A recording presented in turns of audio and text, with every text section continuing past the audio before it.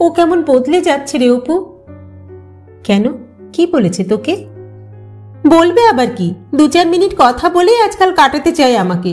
বেরোতে বললেও পড়াশোনার ছুতো দেখায়। মেয়েদের চোখ ঠিক বুঝতে পারে, বুঝলি? হ্যাঁ, তুই একবার ওর সঙ্গে কথা বলবি? বিশ্বাস করো অপরাজিতা, তোমাকে দেখার পর থেকে, তোমার সঙ্গে কথা বলার পর থেকে মানুষই অসহ্য হয়ে গেছে। মেরে জোর করে ওর সঙ্গে বেরিয়েছি, এদিক ওদিক গেছি, কিন্তু সে প্রায় বাধ্য হয়ে। তুমি ছাড়া। জানোয়ার, জানোয়ার কোথাকার। মানি একটা জানোয়ারকে ভালোবেসেছিল।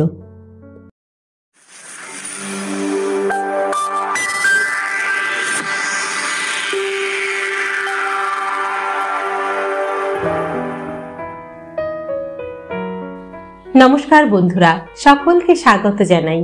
আমি রাকা, আর আপনারা শুনছেন ইউটিউব চ্যানেল কথা ও কাহিনী বাই রাকা। বন্ধুরা, আজ আমি আবারও চলে এসেছি আমার গল্পের সম্ভার নিয়ে।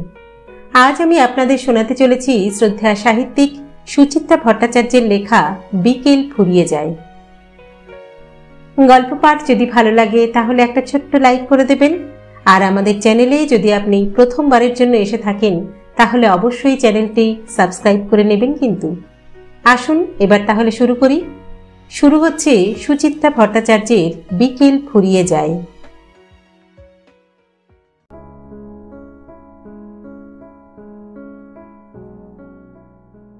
স্কুল থেকে বেরিয়ে মিনিট 15 হাঁটার পর গলির মুখে এসে দুজন দুদিকে। মানসী মানে মানি বায়ে, আর আমি ডান দিকে। ডান দিকে ঘুরেই বাঁ দিকে, বাঁ দিক থেকে সোজা এক ছুটে বাড়ি। বাড়ি ঢুকতেই কাঁধের ব্যাগ ছিটকে গেল খাটের উপর। ভিতর বারান্দার চেয়ারে বসে ঝড়ের গতিতে খোলা হয়ে গেল কালো রঙের ব্যালেরিনা জুতো, নীল বর্ডার দেওয়া নাইলনের মোজা। হুড় মুড় করে হাত দুটো খুলে ফেলেছে নীল সাদা ইউনিফর্মটা। নীল কাপড়ের বেল্টটা মুখ থুবড়ে পড়ল চৌকাঠের পিঠে। খোলার চেয়ে তাড়াতাড়ি করে পরেও নিচ্ছি কুলোর মতো কানওয়ালা বুলগানিন জামা।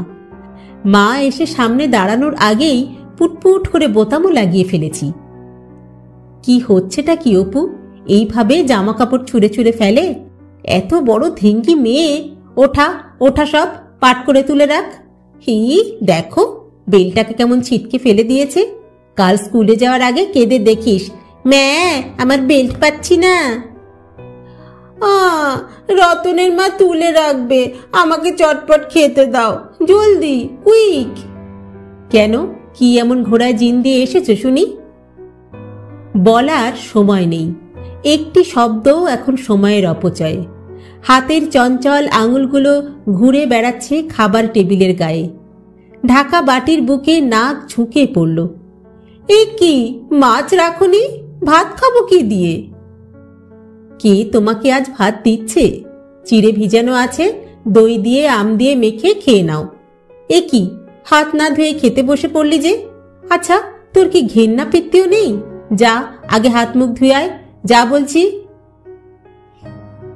ধমক খেয়ে দম বন্ধ করে দৌড় দিলাম চানের ঘরের দিকে। হাত পা মুখে এলো পাথারি জল ছিটোতে ছিটোতে মায়ের গলা শুনতে পাচ্ছি। এখনো এত কিসের খেলার নেশা? হ্যাঁ, বড় হয়ে গেছো, এবার ছুটোছুটি লাফালাফি এসব বন্ধ করো। মেয়েরা বড় হয়ে গেলে এভাবে ট্যাং ট্যাং করে নেচে বেড়ায় না, বুঝেছো? লোকে বলবে কি? উফ, সারাক্ষণ আজকাল ওই এক কথা, বড় হয়েছো বড় হয়েছো। মা যে কি না। বড় হয়েছি বলে কি সব সময় ঘরে বন্দি হয়ে থাকতে হবে নাকি? কই, দাদার বেলায় তো এই কথা আমি বলতে শুনি না। নাকি ছেলেরা বড় হয় না? মেয়েদের বেলাতেই শুধু যত রাজ্যের সীমা টানা, শরীরে ভাঙচুর, নিয়ম করে লজ্জাজনক কষ্ট পাওয়া, ভাল লাগে না, বিশ্রী বিশ্রী। এভাবে মেয়েদেরই কেন শুধু দাগ টেনে বড় করে দেওয়া হয়? খাবার টেবিলে ফিরে আসার পরও মা এক খেয়ে সুরে কানের কাছে পোঁ পোঁ করে চলেছে। আগেকার দিনে 13 বছর বয়সে মেয়েদের বিয়ে হয়ে যেত, শ্বশুরবাড়ি গিয়ে সব ঘর কন্যা করত। আর আমার এই ধাড়ি মেয়েকে দেখো, রোজকার সুর এক কানের পর্দা ভেদ করে অন্য কান দিয়ে বেরিয়ে যাচ্ছে। চিরতা খাওয়া মুখে দই চিড়ে আর আম গিলছি। ইহ, আজ একটু লুচি করতে পারোনি? হ্যাঁ, রোজ রোজ লুচি, কোনো কাজে তো হাত লাগানোর নাম নেই, শুধু লম্বা লম্বা হুকুম। আমের আটি পিছনের উঠোনে ছুঁড়ে দিয়ে উঠে দাঁড়ালাম। বাঁ হাতে বালতি থেকে আজলা করে জল নিয়ে ধুয়ে নিচ্ছি ডান হাত। ভিজে হাতেই দৌড়। এতক্ষণে নিশ্চয়ই পিছনের গলিতে চক দিয়ে দাগ পড়ে গেছে। এক্ষুনি শুরু হয়ে যাবে আমাদের লম্বি ধাস্যি খেলা। আমি কি আজও শেষে পৌঁছব? না, কখনো না। মায়ের চিৎকার তাড়া করে চলেছে পিছনে। একটা কথাও কানে তোলা হয় না। হ্যাঁ, সাপের 5 পা তুমি দেখেছ না? আজ আসুক তোর বাবা, তোমার হবে। কথাগুলো ফুসমন্তরে ঠিকরে গেল পাড়ার বাতাসে। প্রায় প্রতিদিন এভাবেই শুরু হতো আমাদের 13 বছরের বিকেল। পড়াশুনো, স্কুল, আবার পড়াশুনোর ফাঁকে এইটুকু একরত্তি নিঃশ্বাস নেওয়ার সময় একেবারে নিজের মতো করে বুক ভর্তি শ্বাস টানা। এর মধ্যেই বড়জোর কোনোদিন অদল বদল হতো খাওয়ার মেনুতে অথবা খেলায়। বড়জোর মায়ের গলার সুর বদলে যেত মালকোষ থেকে দরবারিতে, কাফি থেকে ইমনে, কিংবা ঝিঝিট থেকে খামবাজে। তবে ব্যাপারটা ছিল মোটামুটি এই রকমই। বিকেল মানেই গাঢ় হলুদ রং, বিকেল মানেই সোনার পিরিচে সূর্যের আলো ঠিক রচ্ছে, বিকেল মানেই মোড়ের জামরুল গাছের পাতাগুলো হলুদ মেখে কাঁপছে এলোমেলো। এক কোট থেকে আর এক কোটে লাফ দিয়ে চলে যাচ্ছি। লম্বা দাগের শেষে পৌঁছে ডাক ছাড়ি, লম্বি। কখনো এক পায়ে নুন নুন নুন, অথবা আব্বা আব্বা আব্বা। 2 হাতের ডানা মেলে আমাকে আটকাতে চাইছে বিপরীত দলের খেলুড়েরা। মানুষই কিংবা রূপা চেঁচাচ্ছে, এই অপু, এদিকটায় ফাঁকা আছে, চলে আয় চলে আয়। বড় বুড়িটা তো আবার কোনো দিন আমাকে অপু বলে ডাকতও না, এমনকি অপরাজিতও নয়। কি যে খালি চি দিয়ে কথা বলার অভ্যাস ছিল বড় বুড়ির। ডাকতে গেলেই চি অ, চিপু, কিংবা চি অ, চিপ, চিরা, চিজি, চিতা। বাপরে বাপ, পারতও বটে। তবে অমন লম্বা একটা নামে আমিও কিন্তু দিব্যি সাড়া দিয়েছি। আসলে তখন নাম নয়, ডাকও নয়, চোখ বুজে শুধু শেষ ঘরে পৌঁছানোর দিকে মন। ওই ঘরটাতেই বুঝি লুকিয়ে আছে আমার প্রাণ ভোমরা। খেলা নিয়েই আড়ি ভাব, ঝগড়াঝাটি, এমনকি বন্ধুর সঙ্গে মুখ দেখা দেখিও বন্ধ। তা সত্যিই কি আমার প্রাণ ভ্রমরা লুকিয়েছিল লম্বি ধাস্যির কোটে, কিংবা বুড়ি বাসন্তী খেলায়? আমার প্রাণ ভ্রমরা তো আসলে ছিল আমার বন্ধুদের হৃদয়ের কুঠুরিতে। সেটা মনে প্রাণে টের পেলাম 14 বছর বয়সে পৌঁছে। স্কুলে আমরা 4 জন বন্ধু সেই সময়, আমি, মানসী, দীপিকা আর অর্চনা। মানি থুরি মানে মানসী কাছেই থাকে, ও আমার পাড়ারও বন্ধু। দীপিকা অর্চনা একটু দূরে দূরে, দীপিকা ভবানীপুর, অর্চনা রাসবিহারীতে। তা একদিন হলো কি, ক্লাস 8-এর হাফিয়ালি পরীক্ষার ঠিক আগে হঠাৎ কথা নেই বার্তা নেই, পরপর 5 দিন স্কুলে এলো না দীপিকা। আমরা ভেবে আকুল। শেষে ঠিক করলাম ওর বাড়িতেই খোঁজ করতে যাব। বিকেলবেলা 3 জন মিলে ট্রামে তো উঠে পড়লাম। ঠিকঠাক নামলামও যদুবাজার স্টপে, কিন্তু তারপর কাছে ঠিকানা নেই। আগে মাত্র একবারই গেছি ওদের বাড়ি, তবু খুঁজে খুঁজে শেষ পর্যন্ত বার করে ফেললাম। পুরনো দোতলা বাড়ি, বাইরের প্লাস্টার খসা, কালচে শ্যাওলার দাগ প্রাচীন বাড়িটার শরীরে। দোতলার ঝুল বারান্দায় নকশা করা কাঠের রেলিং, দরজা জালনাগুলোর মাথায় অর্ধবৃত্তাকারে লাল সবুজ কাঁচ বসানো। কাঠের প্রকাণ্ড সদর দরজার এপারে কয়েক সেকেন্ডের জন্য দাঁড়িয়ে পড়েছিলাম 3 জন। ভরা বিকেলেও কেমন যেন থমথম করছে চারিদিক। কে জানে বাবা, এই বাড়িটাই তো। দেখাই যাক না। সাহস করে মানুষই আগে দরজা ঠেলল। অমনি সিংহদুয়ার খুলে সামনে এক শ্যাওলা ধরা উঠোন, উঠোনের মাঝখানে মানুষ সমান এক চৌবাচ্চা। পাশ দিয়ে লোহার রেলিং দেওয়া সিঁড়ি দোতলায় উঠে গেছে। ডাকবো কি ডাকবো না করেও অর্চনা ডেকে ফেলল, দীপিকা গোটা বাড়ি ভুতুড়ে রকমের স্তব্ধ। বার দুয়েক ডাকার পর দোতলায় খুট করে একটা শব্দ হলো। নিচ থেকে সোজা দেখতে পাচ্ছি কালচে সবুজ রঙের একটা দরজা খুলে গেছে। বাদামি লুঙ্গি আর স্যান্ডো গেঞ্জি পরা কে যেন একজন বেরিয়ে এলো।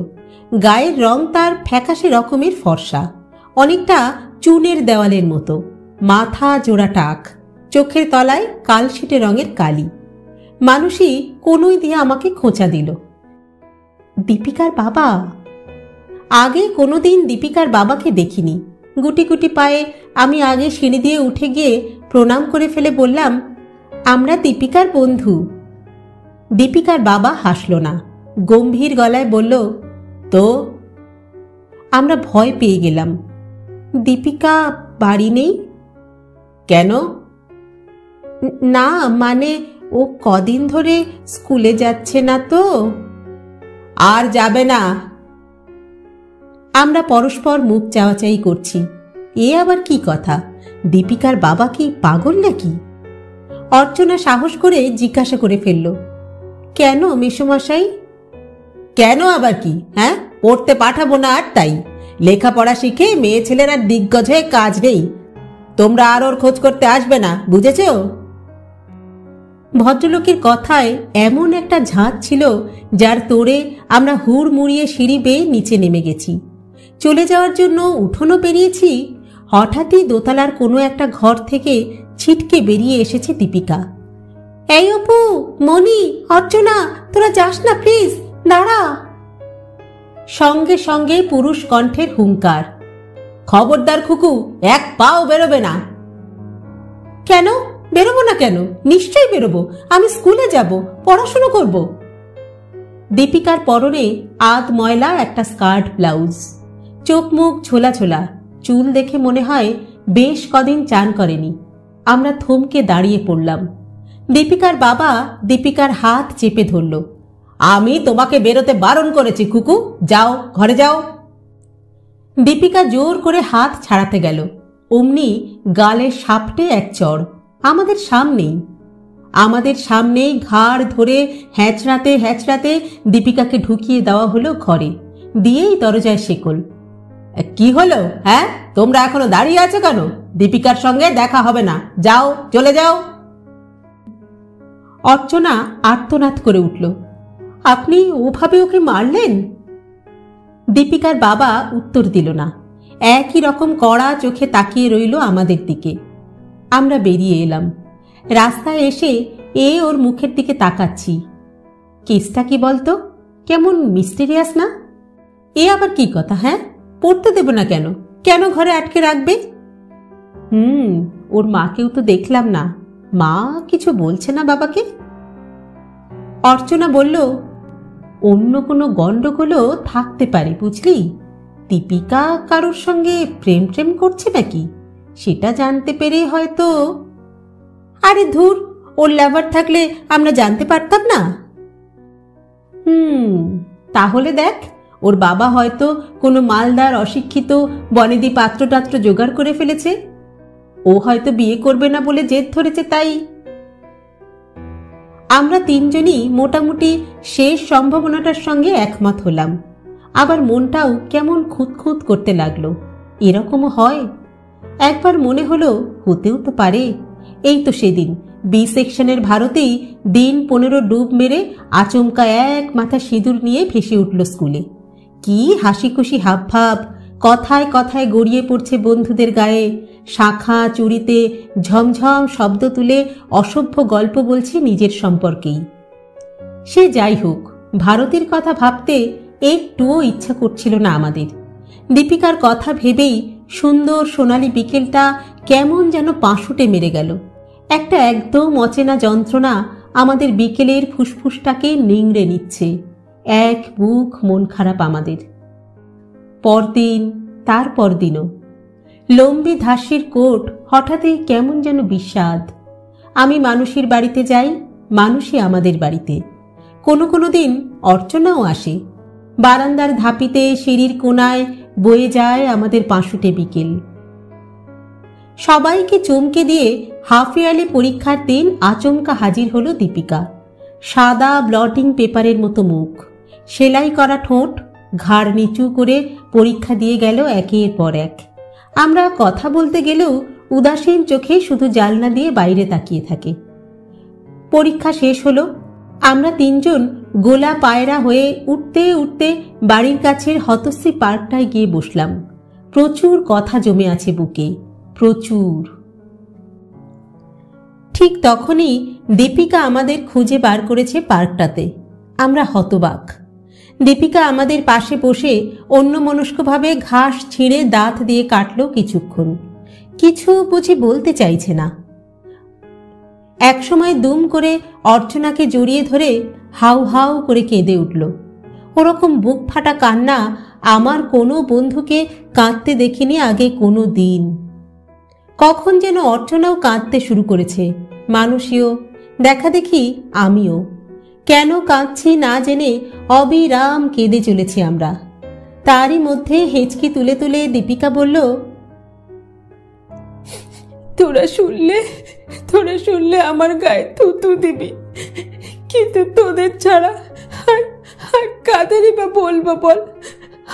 আমার আর বাঁচতে ইচ্ছা করছে না রে।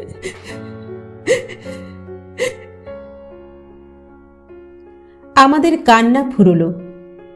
কেন রে, কি হয়েছে আমাদের খুলে বল। হ্যাঁ, তুই মরতে যাবি কেন, আমরা আছি না। দীপিকার ভারী ভারী চোখ স্থির কয়েক পলকের জন্য। বলল, জানিস আমার মা পালিয়ে গেছিল।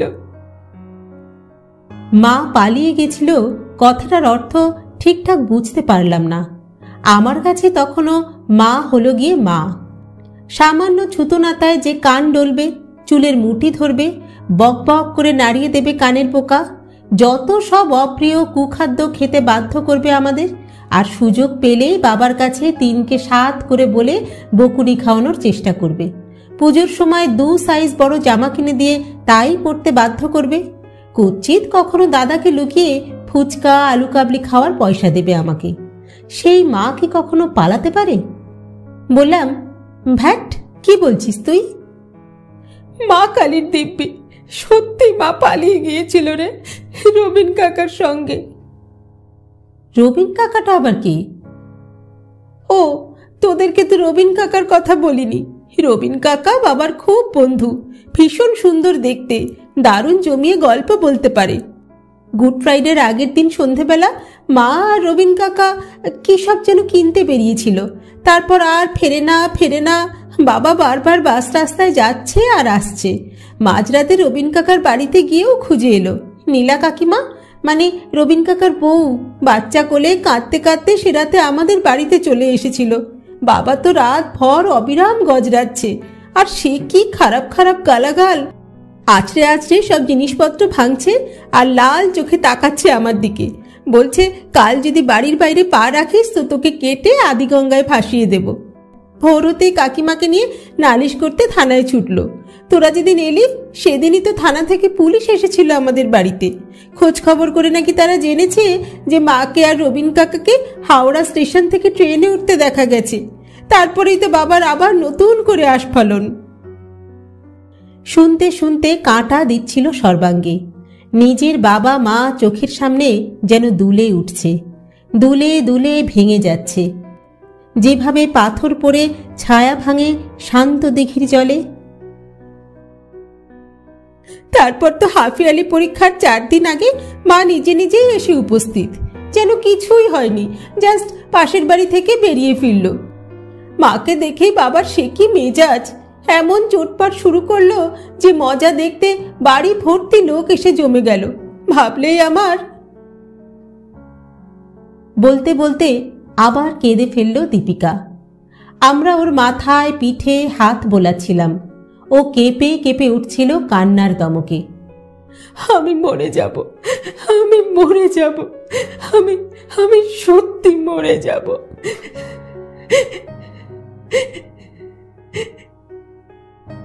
মানুষে নিচু স্বরে জিজ্ঞাসা করলো, আর তোর মা কি বলল? মা তো বাবার থেকেও বেশি চেঁচাচ্ছিল। বলল, বেশ করেছি গেছি, আমার যেখানে ইচ্ছে যাব, যখন খুশি ফিরব। তুমি কৈফিয়ত চাওয়ার কে? মধু মাতালের ঘর করি, পুরুষ মানুষ হয়ে 1 পয়সা রোজগার করার মুরদ নেই। তোর বাবা মদ খায়? খায় না আবার, প্রায় তো রাত্রিরে চুর হয়ে ফেরে। এবার আর নিজের বাবা নয়, এবার চোখের সামনে হারুর বাবার ছবি। হারুর বাবা হলো আমাদের পাড়ার গোকুল পরামানিক, গলির মোড়ের খুদে সেলুনটার মালিক। সেই গোকুল কাকা যখন রোজ রাত্রিরে সামনের রাস্তা দিয়ে ঢেউ ভেঙে ভেঙে হেঁটে যায়, তখন কাজের শেষে ফুটপাত জুড়ে তাস পেটাতে বসা বদ্রী ঠাকুর, সুরিন্দর ঠাকুররা চেঁচায়, अरे ओ गोकुल दादा, संभाल के चलो, संभाल के, अगाड़ी तुम्हारा भैंसबा। গোকুল কাকা সঙ্গে সঙ্গে গর্জে ওঠে, ছুটতে থাকে খিস্তির ফোয়ারা। কোন শালা আমায় ভৈঁস দেখায় রে? হ্যাঁ, আমি কি কারুর মায়ের ভাতারের পয়সায় মাল খাই? ভৈঁস দিয়ে গোকুলোর সঙ্গে চালাকি চলবে না। হ্যাঁ, বলতে বলতে সোজা হেঁটে নেমে যায় পাশের নর্দমায়, 1 হাঁটু পাকে। সেখান থেকেও চলে তার গালাগালির পিচকিরি। আমি আর দাদা তো খড়খড়ি ফাঁক করে হেসে কুটিপাটি। মা দেখলেই টেনে সরিয়ে দেয় আমাদের। বাবা হুঙ্কার ছাড়ে, এই গোকলো, কি হচ্ছেটা কি? এটা ভদ্রলোকের পাড়া, বলেই রেডিওর শব্দ বাড়িয়ে দেয় 2 গুণ। দৃশ্যটা ভাবতেই পেট গুলিয়ে হাসি এলো আমার। নিজের মনে ফিক করে হেসেও ফেলেছি। অর্চনা কটমট করে তাকালো আমার দিকে, তারপর দীপিকার কাঁধে হাত রাখলো আলতো। আগে এসব কথা বলিসনি তো। দীপিকা হাঁটুতে মুখ গুজল। এসব কথা কি বলে বেড়ানো যায়? সত্যি তো, বাবা তো কিছু করে না। দাদু মানে আমার মার বাবার রেখে যাওয়া টাকাতেই তো সংসার চলে আমাদের। বাড়িটাও তো দাদুর, বাবা তো ঘর জামাই। ঘর জামাই শব্দটাও খট করে বেজেছে কানে। তখনও জানতাম যে ঘর জামাই শব্দটা প্রায় একটা গালাগাল। নিজের শব্দকোষে গালাগালির সংখ্যা তখনও বড় অপ্রতুল। শালা শব্দটাকেই কি যে নিষিদ্ধ গর্হিত মনে হতো তখন। ঘর জামাই ঠিক ততটা খারাপ না হলেও।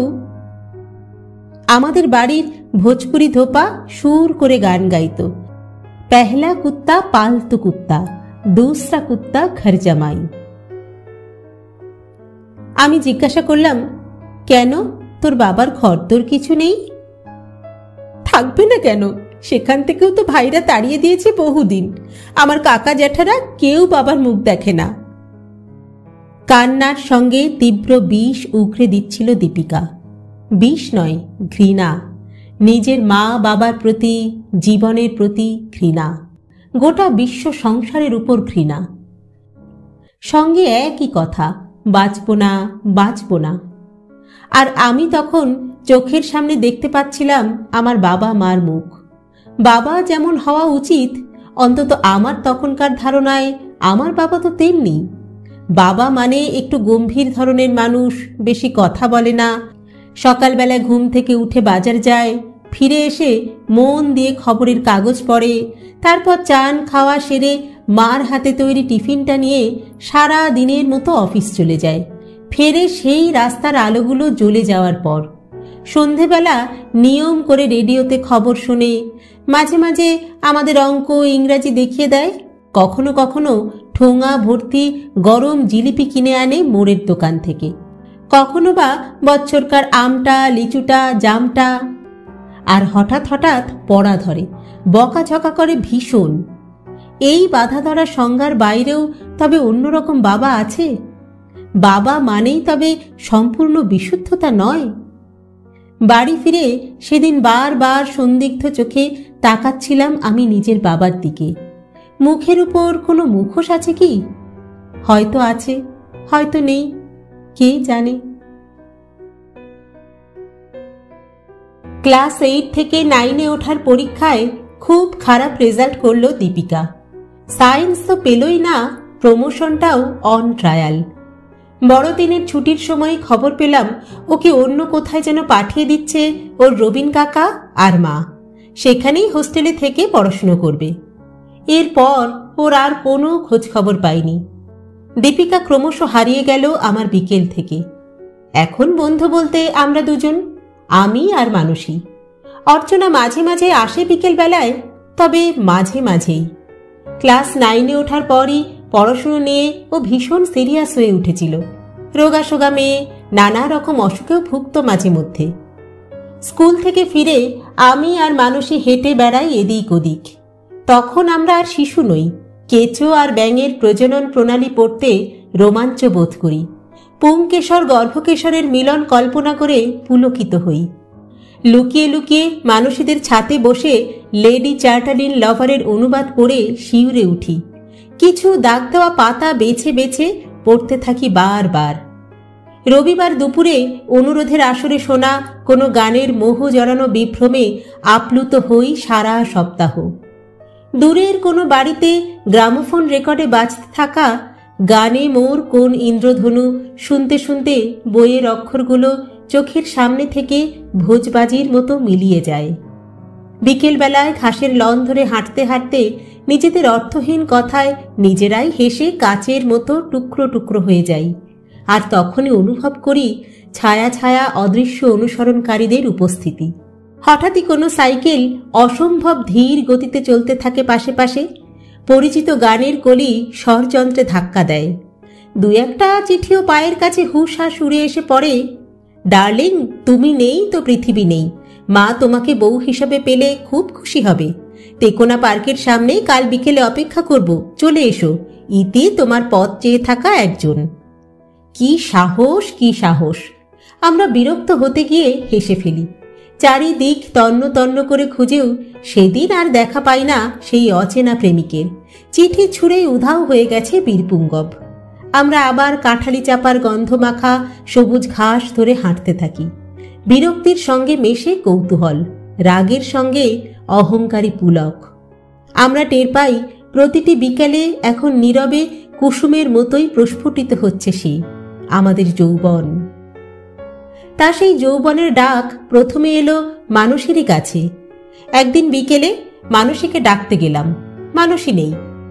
ম্যাজেনাইন ফ্লোরে সদ্য আসা তাদের পেইং গেস্টের কাছে বসে কেমিস্ট্রি পড়ছে। দরজায় ধাক্কা দিতে বেরিয়ে এসে বলল, তুই যা, আমি পরে যাচ্ছি। প্রবীরদার কাছে কটা কেমিক্যাল ইকুয়েশন একটু বুঝে নিচ্ছি।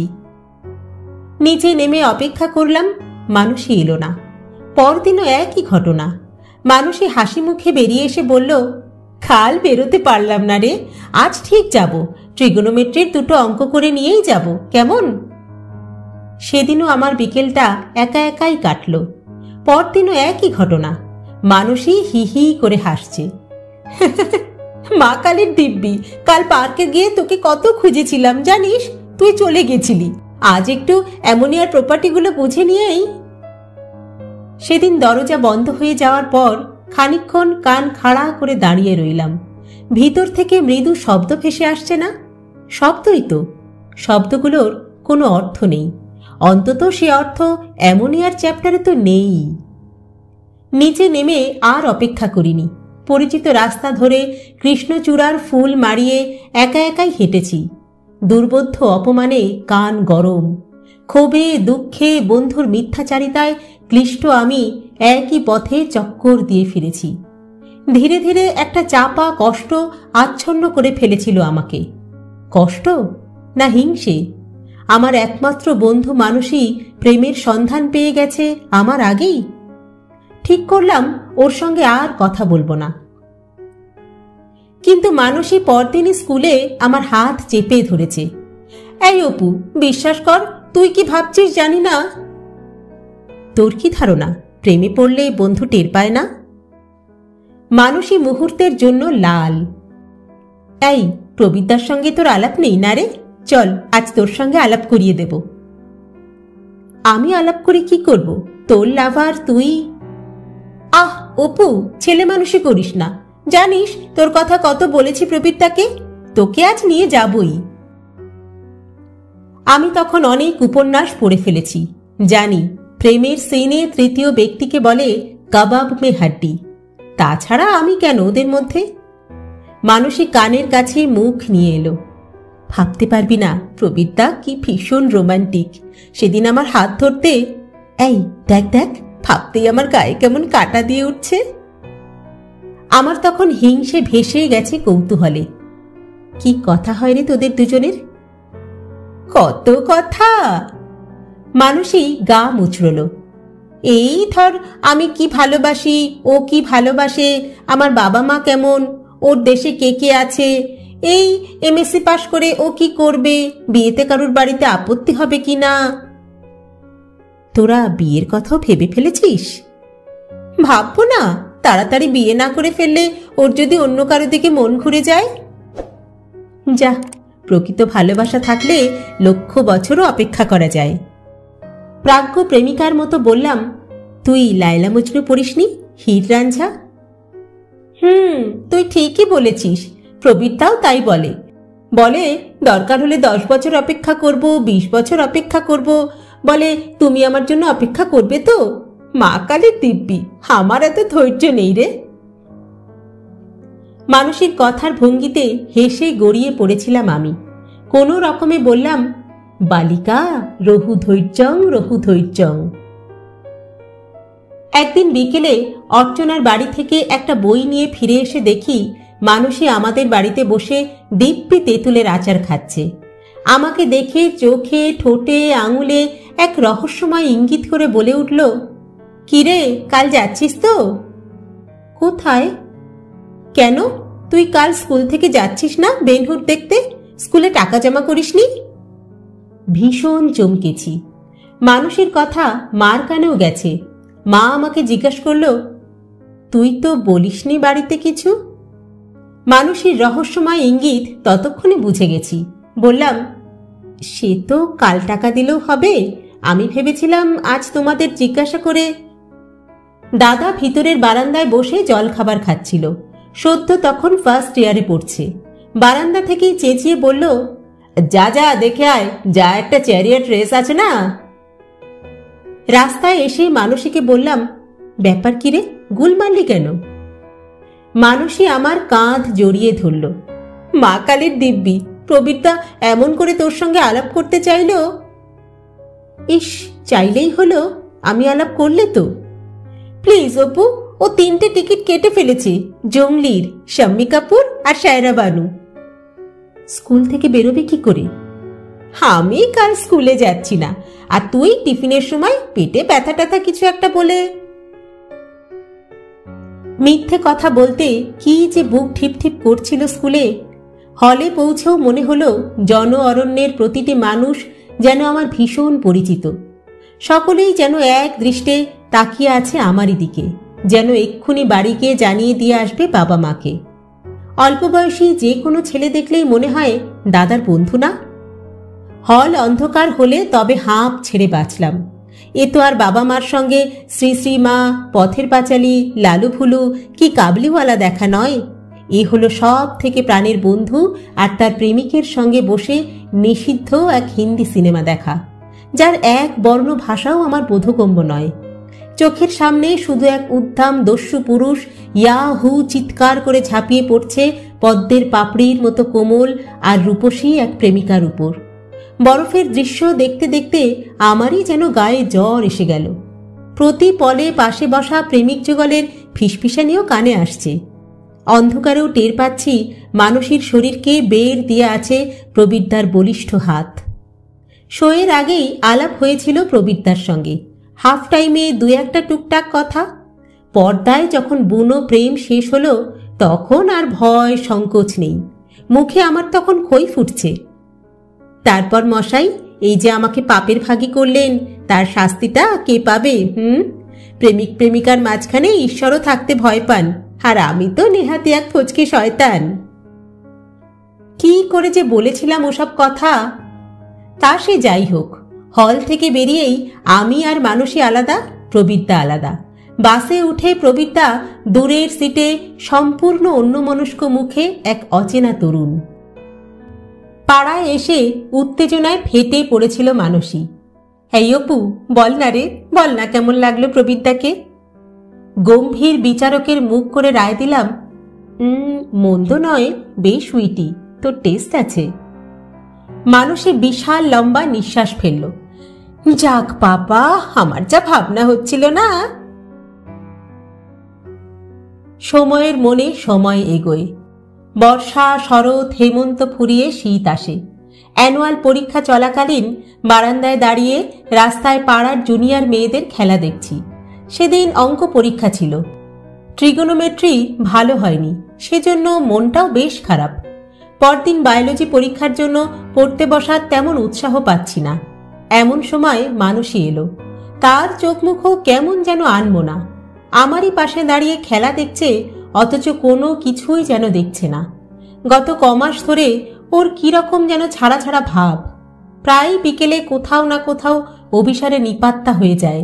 পুজোর কদিন একটি সন্ধ্যাতেও ওর টিকিও দেখা যায়নি। একদিন জিজ্ঞাসা করেছিলাম, কিরে, খুব সাহস বেড়েছে দেখছি। মাসিমা যদি জানতে পারে? তুই কি ভাবছিস মা কিছুই আন্দাজ করে না? প্রবীরদাকে মারও খুব পছন্দ, বুঝলি? আর হবে নাই বা কেন বল? ব্রাইট স্টুডেন্ট, অত সুন্দর চেহারা, ভালো ফ্যামিলি, দেশে ওদের কত জমি জামা বাড়িঘর। তাই বুঝি তোর এত সাহস? আজ বেলুর দক্ষিণেশ্বর, কাল সিনেমা, পরশু লেক, খুব চালাচ্ছিস। তা এখনো কি শুধু হাত ধরা ধরেই, না আর একটু এগিয়েছে? যা। প্রচণ্ড জোরে চিমটি কেটেছিল মানসী। তুই বড় ফাজিল হয়েছিস রে। বলতে বলতে গলা নামিয়েছে। কিস করেছে। মিস মার্পেলের মতো ওর চোখের দিকে তাকিয়েছে আমি। এই কেমন লাগে রে? টকটক, মিষ্টি মিষ্টি? ভীষণ ভালো। ও বলে বোঝানো যায় না। তোর হোক, তুই বুঝবি। স্বর্গসুখ রে, স্বর্গসুখ। প্রবীরদার সঙ্গে এর মধ্যে দুই একবার দেখা হয়েছে এদিক ওদিক। হেসে কথাও বলেছি এক আধটা, ভালোই লেগেছে। হিংসে এখন অতীত। মনের গভীরে ওদের প্রেম অনুক্ষণ এক গোপন আনন্দের উৎস হয়ে উঠেছে আমার। কিভাবে ওদের প্রেম পূর্ণতা পাবে তাই নিয়েই ভাবি দিন রাত। যেন ওদের প্রেমের সার্থকতাতে আমারও কিছু অংশীদারি রয়ে গেছে। পাশে দাঁড়ানো মানসীকে জিজ্ঞাসা করলাম, কিরে মানি, পরীক্ষার সময়ও ধ্যান চলছে? মানসী মাথা ঝাঁকালো। না না, কালকের বায়োলজি পরীক্ষার কথা ভাবছি। বাজে বকিস না তো। তোর নাক টানা দেখে আমি বুঝতে পেরেছি সর্দি হয়েছে কিনা। প্রবীরদার সঙ্গে ঝগড়া করেছিস? শীতের শুকনো পত্র পুষ্পহীন কৃষ্ণচূড়া গাছের দিকে তাকিয়েছিল মানসী। হুট করে আমার হাত চেপে ধরেছে। ও কেমন বদলে যাচ্ছে রে অপু। কেন, কি বলেছে তোকে? বলবে আবার কি? 2-4 মিনিট কথা বলে আজকাল কাটাতে চায় আমাকে। বেরোতে বললেও পড়াশুনোর ছুতো দেখায়। বারে, পড়াশুনো করবে না? রেজাল্ট ভালো হলে তো তোরই লাভ, সেও তো তোরই জন্যে। আমার জন্য না হাতি। মেয়েদের চোখ ঠিক বুঝতে পারে, বুঝলি? হ্যাঁ, তুই একবার ওর সঙ্গে কথা বলবি। আমি কি বলবো? সদ্য পড়া উপন্যাস উগরে দিলাম মানসীকে। দেখ মানি, প্রেম হলো এক ধরনের সাধনা, ব্রত। দুজন নারী পুরুষের মধ্যে চিরন্তন সম্পর্কের ইমারত গড়ে ওঠার শক্ত ভিত। প্রবীরদাকেও তো দেখেছি, মিথ্যে ভাবিস না। প্রবীরদা খুবই ভালোবাসে তোকে। মানসী হঠাৎ কেঁপে গেল। থাক থাক, তোকে আর লেকচার মারতে হবে না। যদি কোনোদিন মরে যাই। আমি ওর মুখ চেপে ধরলাম। তুই কি লাইলাকেও হার মানালি রে? অল রাইট, কাল পরীক্ষা শেষ হোক, ধরছি প্রবীরদাকে।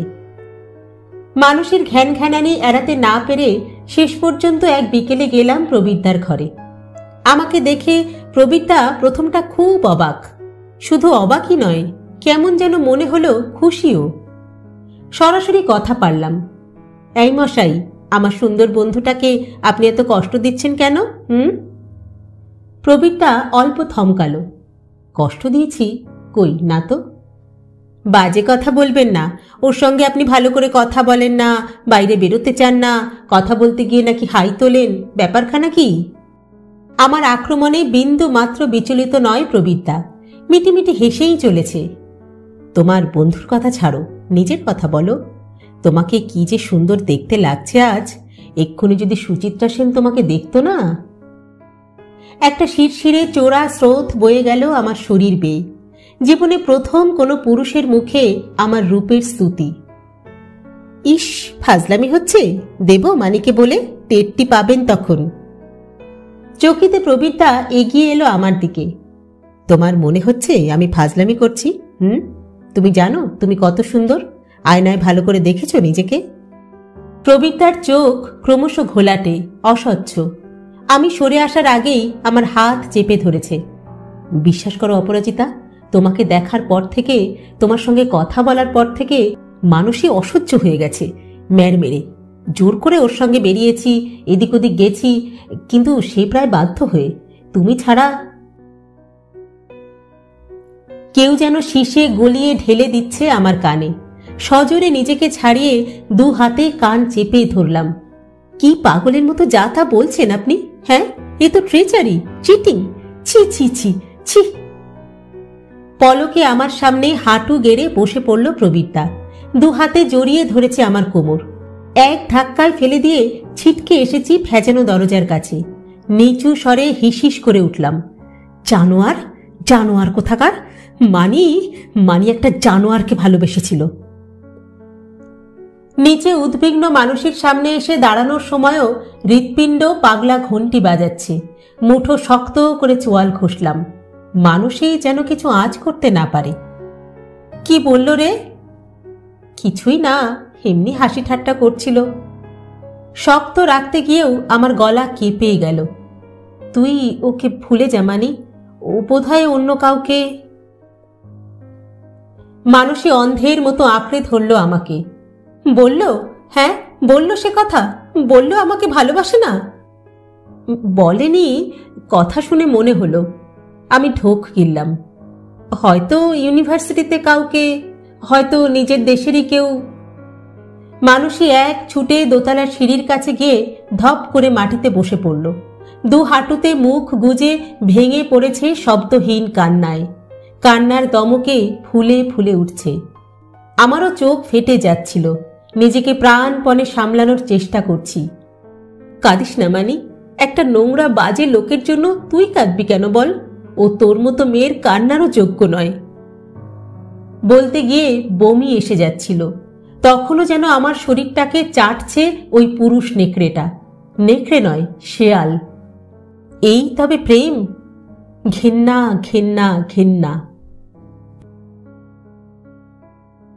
এরপর বেশ কিছুদিন কেমন যেন থম হয়ে গিয়েছিলাম আমরা। মানুষই তো পুরোপুরি বিধ্বস্ত, মানসিকভাবে, শারীরিকভাবেও। নিয়মিত স্কুলে যায়। একদিন বিকেলবেলা জোর করে ওকে টেনে বাইরে বার করি।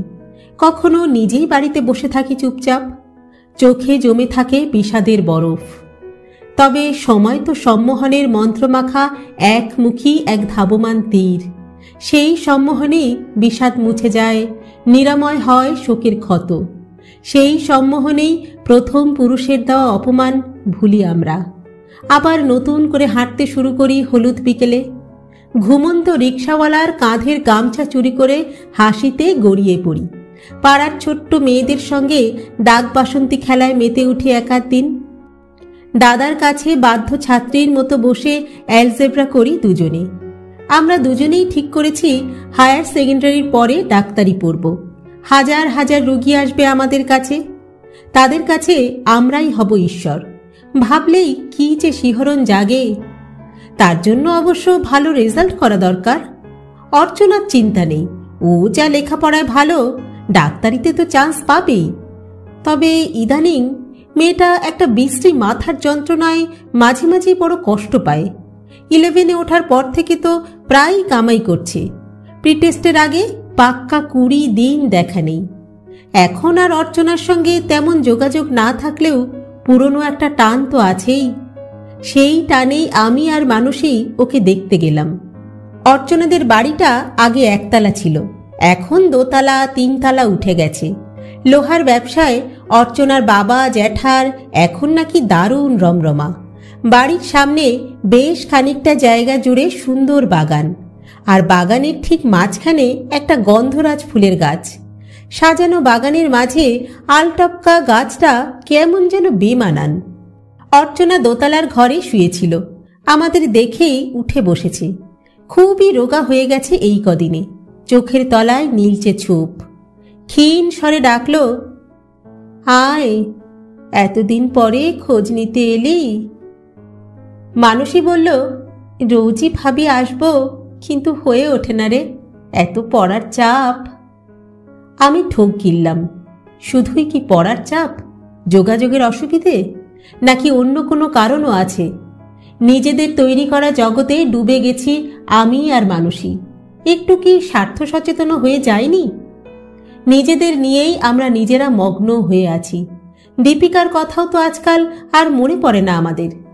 অপরাধীর মতো মুখ করে প্রশ্ন করলাম, কেমন আছিস এখন? অর্চনার মা ঘরেই ছিল। করুণ মুখে বলে উঠল, দেখো না, এত ডাক্তার দেখানো হলো, এবার আর মাথা ব্যথাটা কিছুতেই যেতে চাইছে না। হঠাৎ হঠাৎ বেড়ে যায়, তখন যে কি হয়ে যায় ওর, হাত পা ছুটতে থাকে, চোখ উল্টে যায়, গো গো শব্দ বের হয় গলা থেকে, দেওয়ালে পাগলের মতো মাথা ঠোকে তখন। ডাক্তারবাবুরা কি বলছেন? এক এক ডাক্তারের এক এক মত। মাথার ছবিও তো তোলা হলো, কিন্তু কিছুই তো পাওয়া গেল না। কেউ বলছে নার্ভের রোগ, কেউ বলছে ব্রেনে কোথাও কিছু হয়েছে। অর্চনার মা দীর্ঘশ্বাস ফেলল। কি যে হলো! অর্চনা চোখ বুজে ফেলল। ঠোঁট দুটো কেমন যেন সাদাটে হয়ে গেছে। কাঁপা গলায় বলল, কবে যে আবার স্কুলে যেতে পারবো? মানুষই বলল, ওষুধ পড়েছে তো, দেখ না, 2-4 দিনের মধ্যেই ভালো হয়ে উঠবি। আমাদের কথাবার্তার মাঝে অর্চনার জেঠিমা আমাদের জন্য সিঙ্গাড়া আর মিষ্টি নিয়ে এসেছেন। অর্চনার মার মতো এর কপালেও এক ধ্যাবড়া সিঁদুর, সিথি জবজবে লাল। ঘরেও এরা খুব দামি তাঁতের শাড়ি পরেন। অর্চনার জেঠিমার চেহারা বেশ দশাসই। অর্চনার মার মতো রোগাসোগা ছোটখাটো নন। চোখ দুটো জগদ্ধাত্রী ঠাকুরের মতো বড় বড়, টানা টানা। তিনি বললেন, আর গুচ্ছের ওষুধ খাইয়ে কাজ নেই, ডাক্তারদের কেরামতি সব বোঝা গেছে। পরশু গুরুদেব এসে পড়ছেন, তার ছোঁয়াতেই অনু আমাদের ঠিক সেরে উঠবে। রাস্তায় এসে মানুষীকে বললাম, কি হয়েছে, ডাক্তাররা ধরতে পারছে না কেন বলতো? কে জানে, ডাক্তাররা তো আর ধন্বন্তরী নয়। অনেক অসুখই তো আছে যেগুলো ধরা পড়ে না, বড় বড় ডাক্তাররাও। তার মানে ডাক্তার হয়ে আমরাও অনেক রোগ ধরতে পারবো না, রোগী মরে যাবে? মানুষই হেসে ফেলল। আগে থেকে অত ভাবছিস কেন? হয়তো ওরা যাদের দেখিয়েছে তারা ধরতে পারেনি, তবে বিজ্ঞান এখন অনেক উন্নতি করেছে, কত সব জটিল রোগের ওষুধ বেরিয়ে গেছে। আমি বললাম, তাছাড়া মাথার উপর ভগবান আছেন, অর্চনাকে ভগবান ঠিক ভালো করে দেবেন, দেখিস। মানুষই অল্প উত্তেজিত হলো। ওষুধ না খাওয়ালে ভগবানের বাবারও সাধ্য নেই ওকে ভালো করার, শুনলি না ওর জেঠিমা কি বলল? হারে দূর, ওটা তো কথার কথা। নিজের ছেলে মেয়েকে কেউ ওষুধ না খাইয়ে থাকতে পারে? দেখ না, হয়তো গুরুদেবী কিছু ওষুধ বিশুদ্ধ জানেন, তার ওষুধেই হয়তো ভালো হয়ে যাবে অর্চনা। তখনও আমাদের মনে এরকমই অনেক সাদামাটা সরল বিশ্বাস, জীবনের প্রতি, মানুষের প্রতি, ঈশ্বরের প্রতি। বাড়ি ফিরেও তাই ঠাকুর প্রণাম করতে গিয়ে মনে মনে বলি, হে ঠাকুর, অর্চনাকে তুমি ভালো করে দিও, যে করেই হোক। এরপর কদিন প্রিটেস্টের চাপে অর্চনাকে আর দেখতে যাওয়া হয়নি। পরীক্ষা শেষ হওয়ার পরেই একদিন স্কুলে গিয়ে দেখি আমাদের ক্লাসের মেয়েরা এক জায়গায় জটলা বেঁধে দাঁড়িয়ে কি যেন বলা বলি করছে। তখনও প্রেয়ারের সময় হয়নি। অন্যদের মতো আমি আর মানুষীও ভিড়ে ঢুকে পড়লাম। এই, কি হয়েছে রে? ও মা, তোদের সঙ্গে এত ভাব, আর তোরা জানিস না অর্চনা তো মা কালী হয়ে গেছে। ওদের গুরুদেব নাকি বলেছেন। পুরোটা শোনার আগেই প্রার্থনার ঘণ্টা পড়ে গেল। খোলা আকাশের নিচে সার বেঁধে দাঁড়িয়ে আমরা হাত জোর করে গান গাইছি, তোমারই গেহে পালিছ স্নেহে, তুমি ধন্য ধন্য হে। ক্লাসে ফিরেই আবার সেই জটলা, আবার সেই রোমহর্ষক আলোচনা। মানুষই জিজ্ঞাসা করল, তোরা কেউ নিজের চোখে দেখেছিস? কে আর চোখ ঘোরালো। দেখে কাজ নেই বাবা, যা শুনেছি তাই যথেষ্ট। দুনিয়া শুদ্ধ লোক সবাই জেনে গেছে প্রত্যেক শনিবারে রবিবারে নাকি ভর হচ্ছে অর্চনার। মা কালী তো আসছেন ওর শরীরে। মানুষই অবিশ্বাসী গলায় বলল, যাহ, আমরা তো এই কদিন আগে গিয়ে দেখে এলাম। আমরাও তো প্রথমে বিশ্বাস করিনি। ওরা নাকি আর ডাক্তার দেখাচ্ছে না, গুরুদেব কি সব শেকড় বাকড় খাওয়াচ্ছে, তাই খেয়ে নাকি মরার মতো পড়ে থাকে সারাদিন।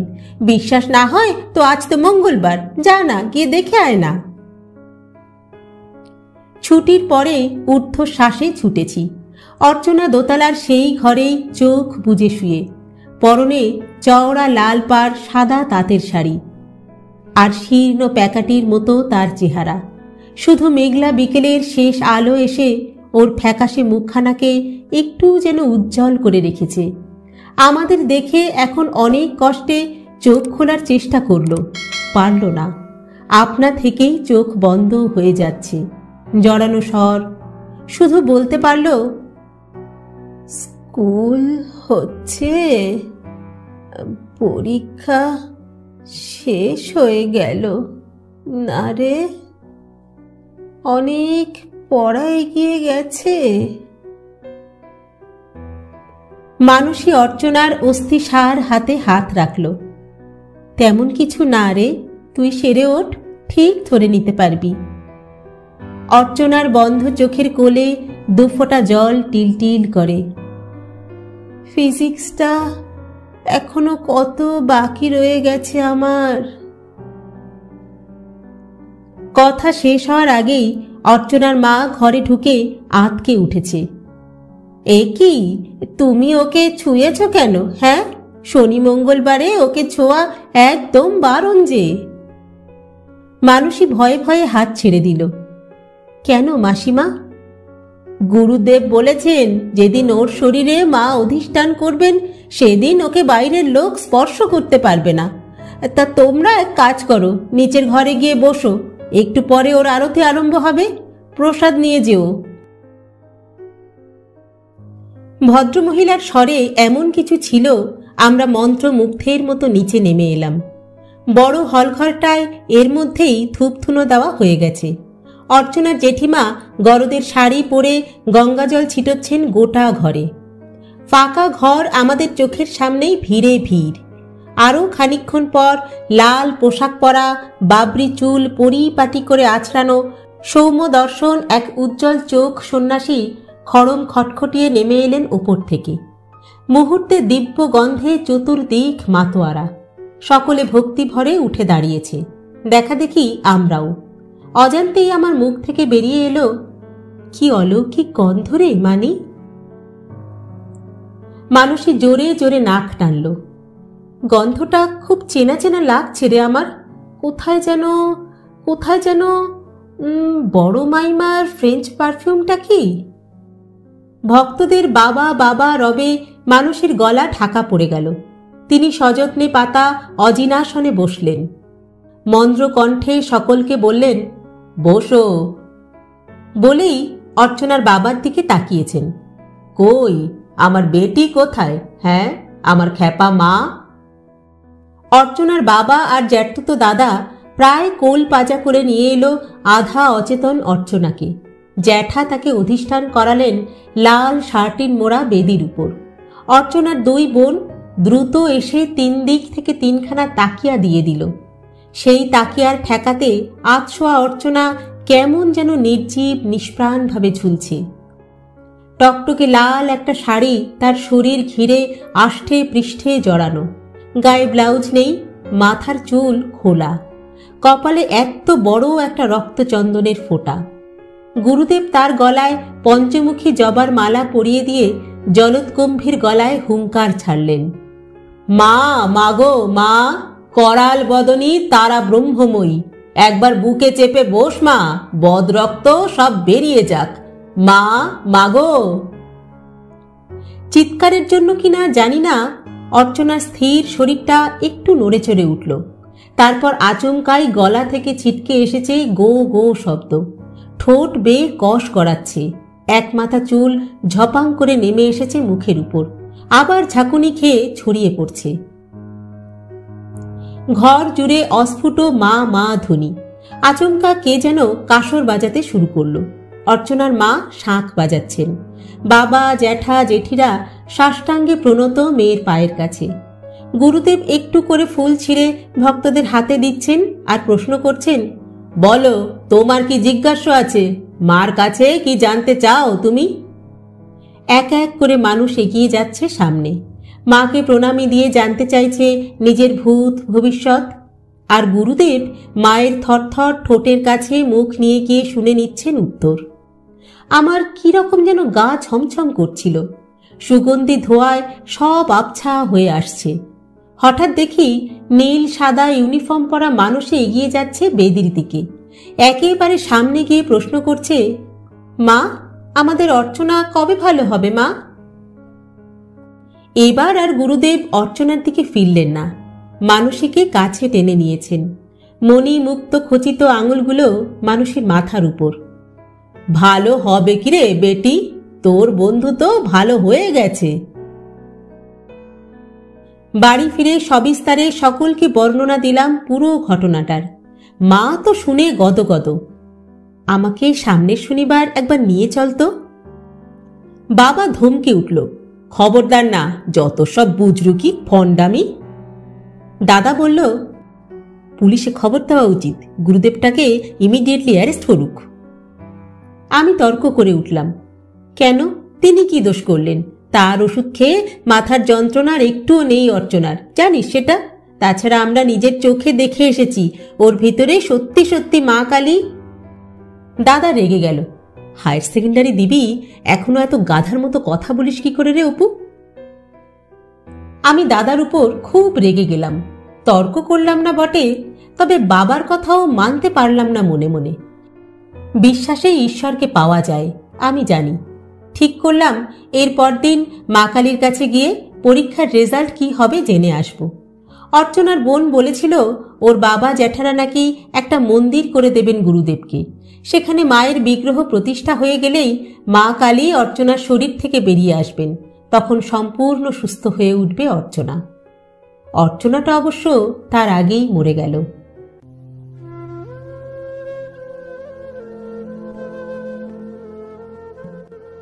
সেদিন ছিল রাখি পূর্ণিমা। সকাল থেকেই টিপটিপ বৃষ্টি। কেয়ার মুখে খবর পেয়ে আমি আর মানসী পড়ি মড়ি করে ছুটেছি। গিয়ে দেখি ক্লাসের প্রায় অর্ধেক মেয়ে পৌঁছে গেছে, কয়েকজন দিদিমণিও। ভেঙে পড়েছে গোটা অঞ্চল।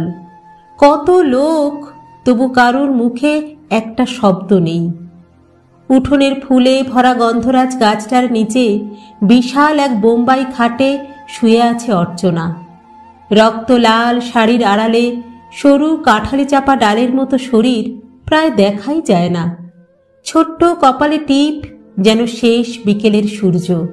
গলায় জবা ফুলের মোটা মালা। আমার সমস্ত শরীর ঝনঝন করে উঠল। স্পষ্ট দেখতে পাচ্ছি অর্চনা চোখ খোলার চেষ্টা করছে, পারছে না। স্কুল হচ্ছে অপু? অনেক দূর পড়া হয়ে গেল না রে। ফিজিক্সটা এখনো কত বাকি রয়ে গেছে আমার। দু হাতে মুখ ঢেকে ফেললাম। চারিদিকে এ কি ভয়ানক ভাঙচুর চলছে। ভাঙছে, ভাঙনে সব ভেসে গেল। শ্রদ্ধা, প্রেম, সমর্পণ, ভক্তি, বিশ্বাস। আমার ভেজা চোখ মারিয়ে অর্চনা চলে গেল, দীপিকা চলে গেল, প্রবীরতারাও। বিকেল বড় তাড়াতাড়ি ফুরিয়ে গেল। আমাদের সুন্দর বিকেল, আমাদের হলুদ বিকেল। এখন শুধু সামনে এক যুদ্ধের প্রস্তুতি। শরতের বাতাস কাঁপিয়ে মাঝে মাঝেই সাইরেন বেজে ওঠে। Air raid, all clear, air raid. ছদ্ম মহড়ায় স্কুলে খোঁড়া ট্রেঞ্চে অথবা বালির বস্তার আড়ালে আমরা লুকোই। সন্ধে হতেই রাস্তার বাতিগুলো মুখ ঢাকে কালো ঠুলিতে। রুদ্ধ জানলা দরজার কাছে আড়াআড়িভাবে সাঁটা হয় কাগজের ফালি। পুজোর আগে শহর জুড়ে প্রতিরোধের সাজো সাজো রব। আমার মনের ভিতরেও এক যুদ্ধের প্রস্তুতি চলতে থাকে অবিরাম। ক্রমশ বড় হয়ে উঠি, সত্যিকারের বড়।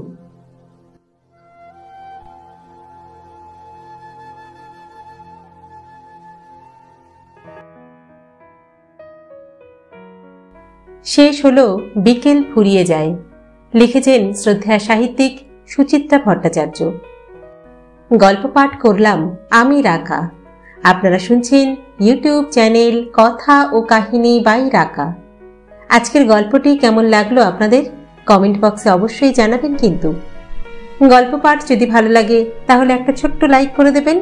আর হ্যাঁ, আমাদের চ্যানেলে যদি আপনি প্রথমবারের জন্য এসে থাকেন তাহলে অবশ্যই চ্যানেলটি সাবস্ক্রাইব করে নেবেন। কিন্তু আজ তাহলে এখানেই বিদায় চেয়ে নিচ্ছি। পরবর্তী গল্প নিয়ে ফিরে আসবো খুব শীঘ্র। ততদিন সকলে সুস্থ থাকবেন, ভালো থাকবেন এবং অবশ্যই আমাদের সঙ্গে থাকবেন। নমস্কার।